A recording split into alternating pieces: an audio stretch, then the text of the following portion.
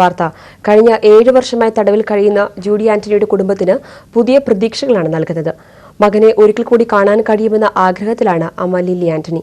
2002-ലാണ് മയക്കുമരുന്ന് കേസിൽ ജൂഡി ശ്രീലങ്കയിൽ തടവിലാകുന്നത്. 2002-ലാണ് രാമേശ്വരത്തു നിന്നും തുണി വ്യാപാരത്തിനായി ശ്രീലങ്കയിലേക്ക് പോയ ജൂഡി ആന്റണി തടവിലാകുന്നത്. മത്സ്യബന്ധന ബോട്ടിൽ ജോലിക്കാരനായിരുന്ന ജൂഡി കൂടുതൽ ലാഭം പ്രതീക്ഷിച്ചാണ് തുണി വ്യാപാരത്തിനിറങ്ങിയത്. 2002 ഫെബ്രുവരി 2-ന് ശ്രീലങ്കയിലേക്ക് പോയ ജൂഡി പിന്നീട് നാട്ടിലെത്തിയിട്ടില്ല. മയക്കുമരുന്ന് കേസിൽപ്പെട്ട് തന്നെ ജയിലിലടച്ചിരിക്കുകയാണെന്ന് കാണിച്ച് ജൂഡി നാട്ടിലേക്ക് കത്തയച്ചിരുന്നു. എന്നാൽ തന്റെ മകനെ ആരൊക്കെയോ ചേർന്ന് കള്ളക്കേസിൽ കൊടുക്കുകയായിരുന്നെന്ന് ജൂഡിയുടെ അമ്മ ലില്ലി ആന്റണി പറഞ്ഞു.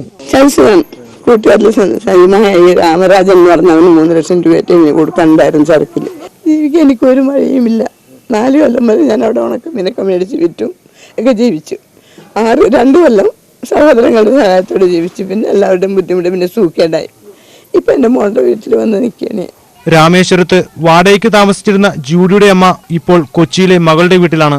നിരവധി അസുഖങ്ങൾ അലട്ടുമ്പോഴും മകനെ ഒരു നോക്ക് കാണാൻ കഴിയുമെന്ന പ്രതീക്ഷയിലാണ് ഈ അമ്മ ജീവിക്കുന്നത്. 36-കാരനായ ജൂഡി അവിവാഹിതനാണ്. ശ്രീലങ്കയിലെ തടവുകാരെക്കുറിച്ചുള്ള ഇന്ത്യ വിഷന്റെ വാർത്ത വന്നതോടെ കേന്ദ്ര സർക്കാർ പ്രശ്നത്തിൽ ഇടപെടുമെന്നാണ് ജൂഡിയുടെ അമ്മയും ബന്ധുക്കളും പ്രതീക്ഷിക്കുന്നത്.